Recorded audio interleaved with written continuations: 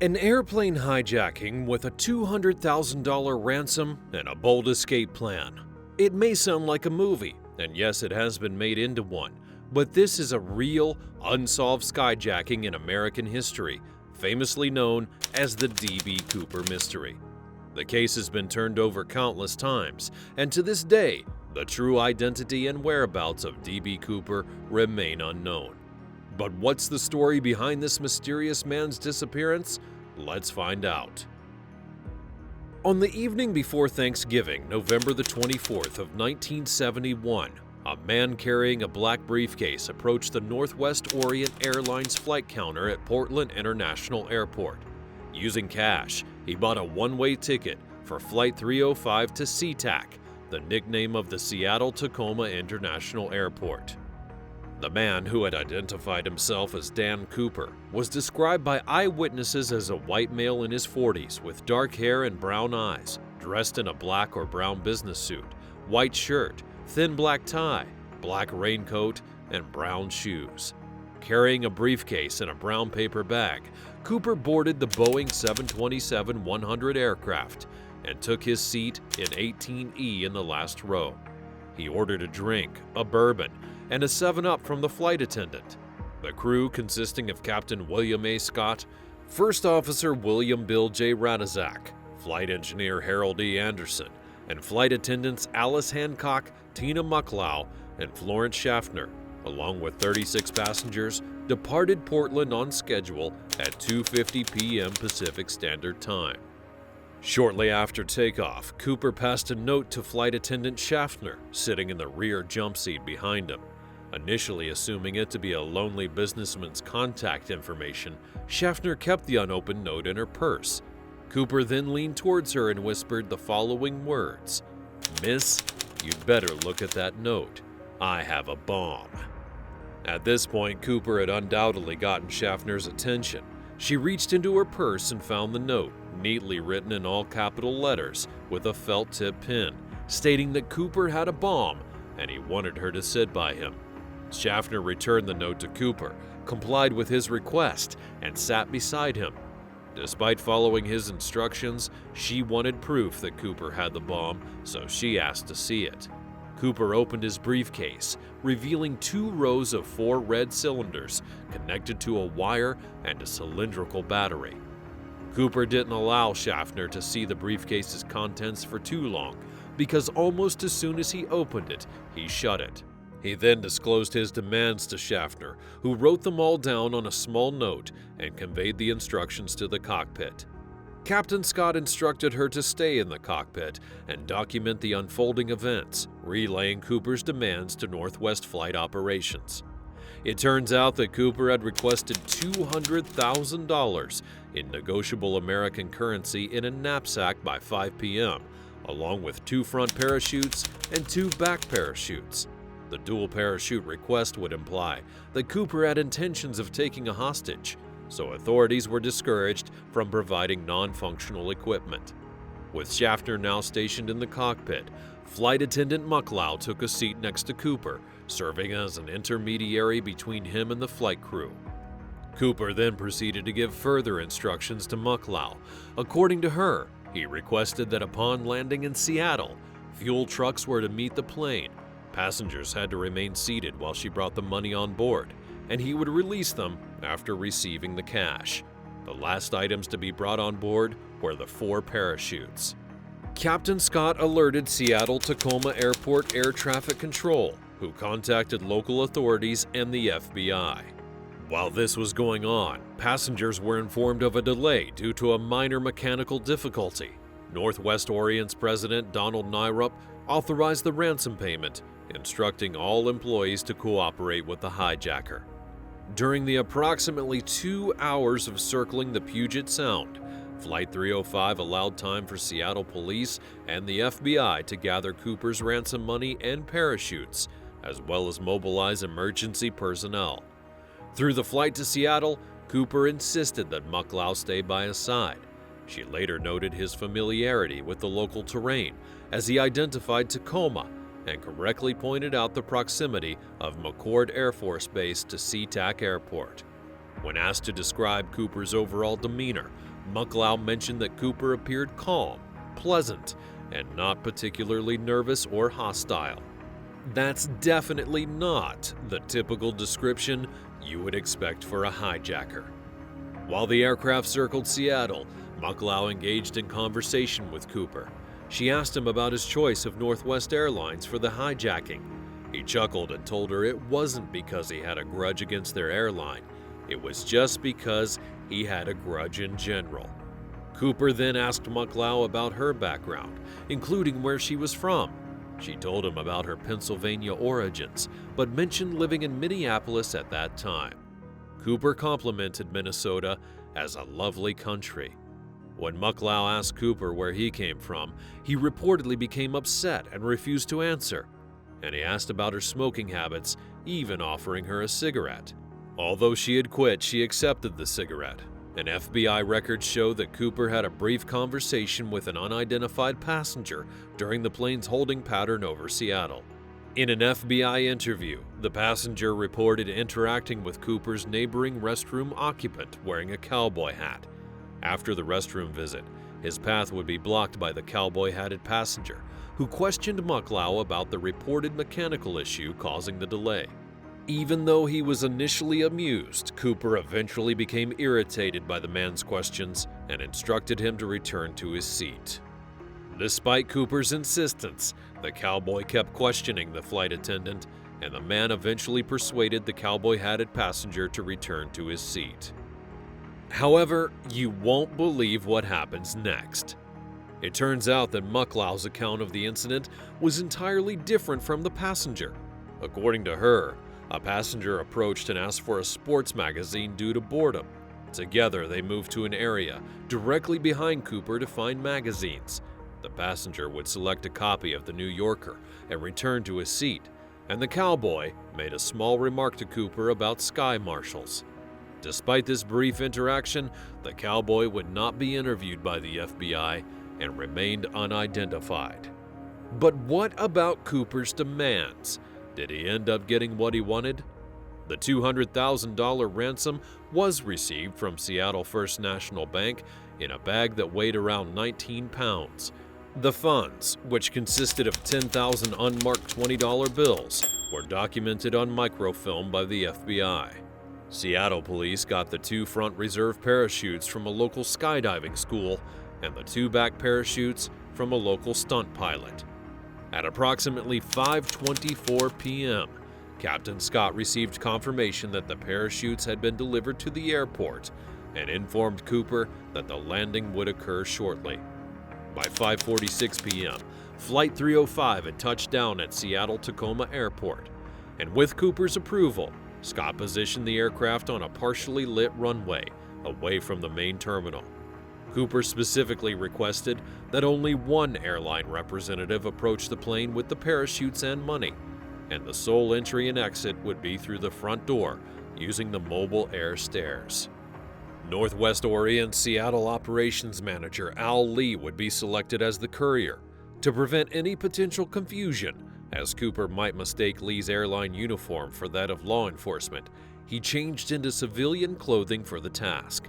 Following Cooper's instructions, Mucklow left the aircraft through the front door, collected the ransom money from the ground crew, and returned carrying the money bag past the seated passengers to Cooper in the last row.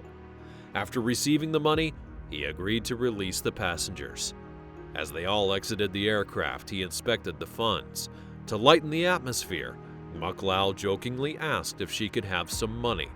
Cooper agreed and handed her a packet of bills, but she immediately returned it, telling him that accepting tips had violated company policy. After everyone had gotten off the plane, only Cooper and 6 crew members would be left. Following his instructions, Mucklow went outside 3 times to get the parachutes and gave them to him at the back of the plane. While Mucklow was bringing the parachutes inside, Schaffner asked for her purse from behind Cooper's seat. Cooper agreed and told her that he wasn't going to bite her. When Hancock asked if the flight attendants could leave, Cooper told them they could do whatever they liked, so Hancock and Schaffner deboarded.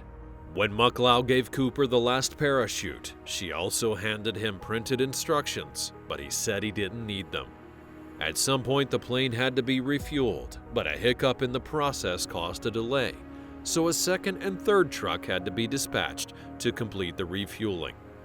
During the delay, Mucklow reported that Cooper had expressed dissatisfaction with money being delivered in a cloth bag instead of a knapsack, forcing him to improvise a new method for transporting the money. Using a pocket knife, he cut the canopy from one of the reserve parachutes and stuffed some money into the empty parachute bag. An official from the Federal Aviation Association requested a face-to-face meeting with Cooper on the aircraft, but the request would be denied. Because of the refueling delay, Cooper began to grow impatient, and during this time, he gave the cockpit crew its flight plan and directives: a southeast course towards Mexico City at the minimum airspeed possible without stalling, approximately 100 knots, 115 miles per hour, at a maximum 10,000-foot altitude. Cooper specified that the landing gear must remain deployed, the wing flaps lowered 15 degrees, and the cabin must stay unpressurized. The first officer told Cooper that the chosen configuration limited the aircraft's range to approximately 1,000 miles, meaning they would need a second refueling before reaching Mexico.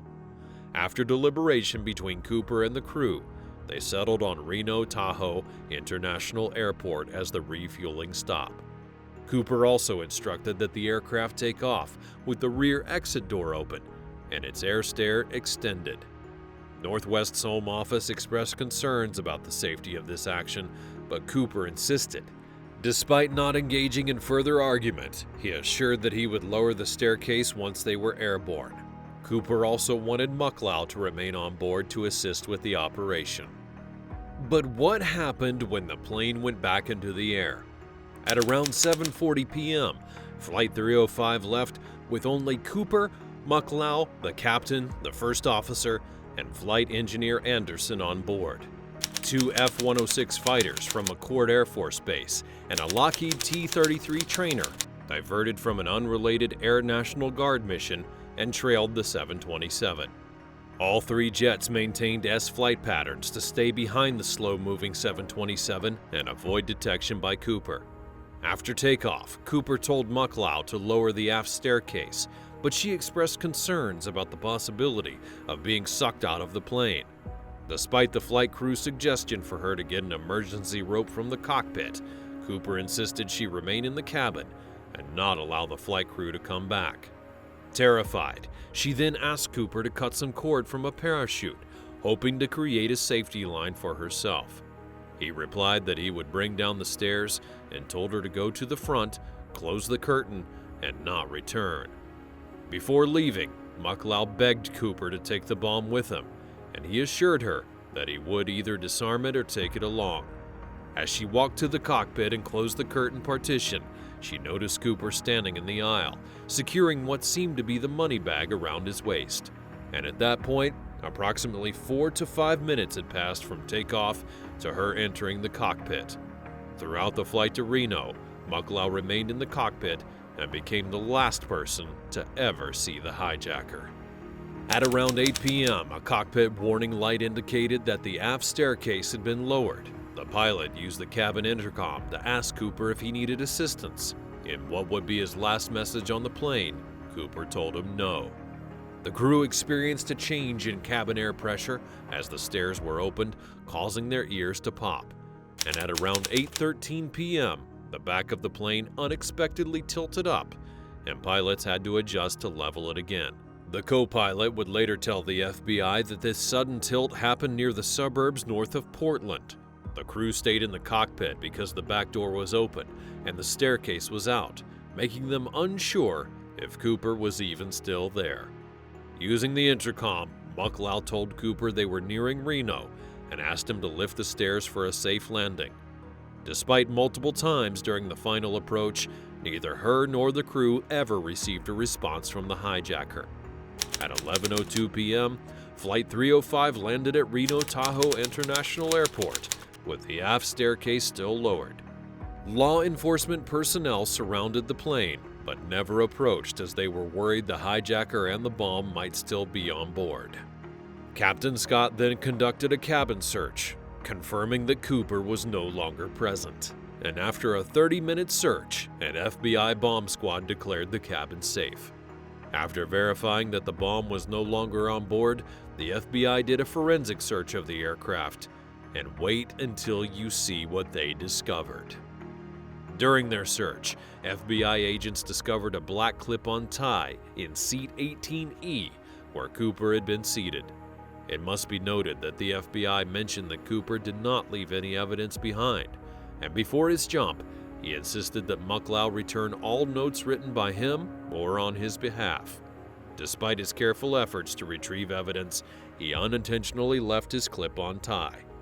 Attached to the tie was a gold tie clip featuring a circular mother-of-pearl setting in its center.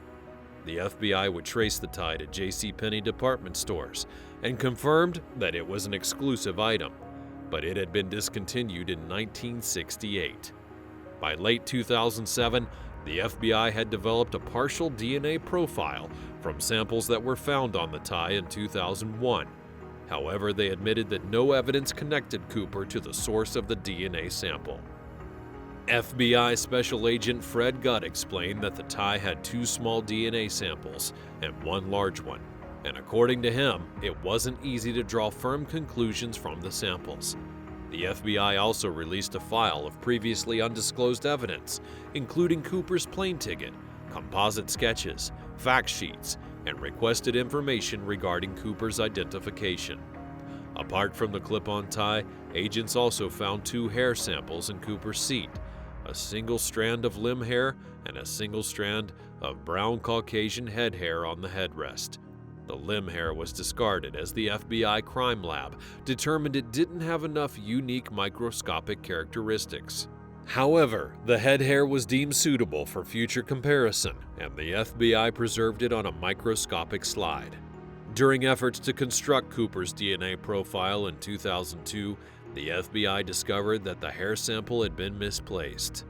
I bet you didn't see that coming. The final physical evidence uncovered by agents were cigarette butts. 8 Raleigh filter-tip cigarette butts were found in the ashtray of the armrest in seat 18E. The butts would be sent to the FBI crime lab for fingerprint analysis, but investigators were unsuccessful in finding anything. Subsequently, they were returned to the Las Vegas field office, and in 1998, the FBI attempted to extract DNA, only to discover that the cigarette butts had been inadvertently destroyed while under the custody of the Las Vegas field office. Now that most of the evidence ended up being destroyed or lost, did the FBI end up finding the hijacker? Buckle up, because things are about to get wild. In the first year of the investigation, the FBI relied on eyewitness accounts from passengers and the flight crew to create sketches of D.B. Cooper. The first sketch, Composite A, was completed shortly after the hijacking and released in November of 1971. Witnesses indicated that Composite A, nicknamed Bing Crosby, looked nothing like Cooper. The sketch showed a young man with a narrow face that did not capture Cooper's indifferent, let's get this over with look. Flight attendant Florence Schaffner insisted to the FBI that Composite A was a poor likeness of Cooper. And in response to the critique of Composite A, the FBI artists crafted a second composite sketch. Finished in late 1972, Composite B aimed to be more accurate about Cooper's age, skin tone, and facial features, but eyewitnesses who had seen the composite pointed out that while it was more precise, the depiction of D.B. Cooper appeared too angry or nasty. One flight attendant compared the composite to a hoodlum and recalled Cooper as having a more refined appearance. Witnesses also noted that Composite B portrayed a man older than Cooper with a lighter complexion, and in response to the feedback on Composite B, FBI artists made adjustments and refinements, leading to the finalization of a revised version known as Composite B on January 2nd of 1973. According to one flight attendant, the revised Composite B bore a very close resemblance to the hijacker. Another flight attendant mentioned that the hijacker would be easily recognized from the sketch. Flight attendants Schaffner and Mucklau had the most extensive interactions with Cooper, were interviewed separately on the same night in different cities, providing nearly identical descriptions. They described him as approximately 5 foot 10 inches tall, in his mid-40s, with short black comb-back hair, weighing around 170 to 180 pounds, and having a swarthy or olive skin tone with no noticeable accent. Schaffner, the only person to recall his eye color, mentioned that they were brown. University of Oregon student Bill Mitchell, who sat across from Cooper during the flight, would offer descriptions that primarily aligned with those of the flight attendants. However, Mitchell perceived Cooper as somewhat smaller, estimating his height between 5'9" and 5'10". Another passenger by the name of Robert Gregory also gave a shorter impression of Cooper, describing him as 5 foot 9 inches tall, speculating that he might be of Mexican-American or American Indian descent. Cooper seemed to know all about Seattle and may have had a military background, suggesting because he recognized Tacoma and knew about the Air Force Base's closeness to the airport, which most people wouldn't understand. He likely faced financial problems, as pointed out by retired investigator Ralph Himmelsbach, who mentioned that people who commit big crimes usually need money in an urgent fashion. On the other hand, Cooper may have been someone seeking excitement, attempting the jump to show that it could be done. After looking at the evidence and how Cooper behaved, the FBI guessed that he carefully planned the hijacking. They thought he knew much about planes, the area, and the Boeing 727, but that's not all. Authorities had other reasons to support their claim. According to them, Cooper had picked a seat at the back for a few reasons. One was to be able to watch and respond to what was taking place in front of him, to reduce the chance of someone approaching or attacking from behind. And two, he didn't want to draw attention to himself. To make sure he got safe equipment, he asked for 4 parachutes, making it seem as though he may force hostages to jump with him. FBI agent Ralph Himmelsbach noted that Cooper's choice of a bomb instead of other weapons had stopped people from attacking him from different directions. While familiar with the 727's capabilities and confidential features, the FBI were convinced that Cooper knew a lot about the plane, but mainly chose it because of how it was designed. The 727, with its aft air stair and the placement of its 3 engines, was one of the few passenger jets with which a parachute jump could easily be executed. Cooper also knew about the typical refueling time, with Mucklau noting his specific familiarity with its refueling process. By asking for a specific 15-degree flap setting, he revealed his knowledge of flying tactics and the plane's abilities. Unlike other jets, the 727 could fly slowly and low without stalling out with this flap setting in place. The specific flap setting had allowed Cooper to control the airspeed and altitude without entering into the cockpit, where he could have been overpowered by the 3 pilots. First Officer Bill Radizak, who spoke with Cooper during the hijacking, told the FBI that he displayed specific knowledge of flying and aircraft in general. Since he was never found, what did the FBI believe happened to D.B. Cooper? From the beginning of the investigation, FBI agents believed Cooper probably didn't survive the jump. They had several reasons and factors to support their conclusion. For instance, Cooper had a very apparent lack of skydiving experience. He had a seeming unfamiliarity with parachutes, no proper equipment for the jump, and subsequent survival. The FBI also pointed out other factors, like bad weather that night, the forested area that he landed in, not knowing the landing zone well, and the fact that Cooper didn't use the ransom money. Cooper didn't seem to know enough or have the skills required for the type of jump he undertook. The FBI noted that they originally thought Cooper was an experienced jumper, perhaps even a paratrooper, but eventually concluded it was not the case. The reasoning was that no experienced parachutist would attempt to jump in pitch-black darkness in the rain, facing a 172-mile-per-hour wind, while wearing loafers and a trench coat. According to Carr, that was excessively risky for anyone. Skydiving instructor Earl Cossey, who provided the parachutes, pointed out that Cooper didn't necessarily need a lot of experience to survive, stating that anyone who had 6 or 7 practice jumps could have accomplished it. But Cossey also mentioned that jumping at night significantly increased the risks of injury, and without proper jump boots, Cooper likely would have sustained severe ankle or leg injuries upon landing. Secondly, Cooper seemed ill-equipped for both his jump and survival in the wilderness. He didn't bring a helmet. He jumped into a 15-degree Fahrenheit wind at 10,000 feet in November over Washington state without adequate protection against extreme wind chill, and didn't use anything from a bag he had during the hijacking. The FBI speculated that this bag likely contained essential items for his jump, like boots, gloves, and goggles. Thirdly, there was no apparent accomplice on the ground to help him with his escape. This scenario would have required a precisely timed jump, cooperation from the flight crew to follow a predetermined path, and communication of plans to an accomplice. But Cooper never specified a flight path, agreed to alter the route from Seattle to Reno for refueling, and did not have any means with which to inform anyone of changes. The low cloud cover and limited visibility further prevented Cooper from determining his location or his landing zone. And finally, the ransom money was never spent, which indicated that Cooper's actions may have well been unplanned and not well thought out. Well, who needs a plan when you can just wing a hijacking, right?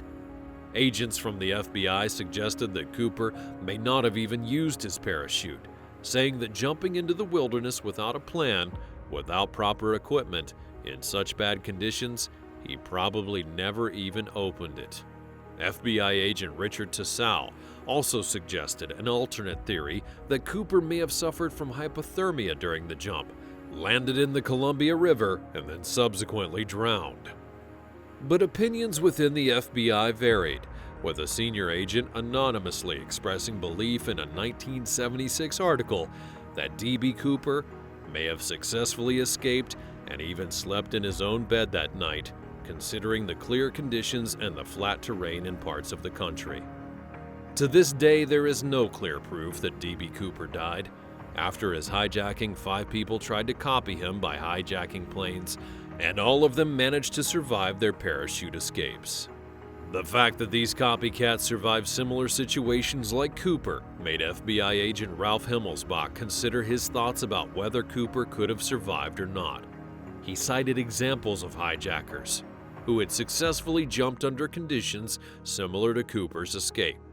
Hijacker Martin McNally, who was not familiar with parachutes, jumped at night over Indiana using only a reserve chute and had to be instructed of its usage.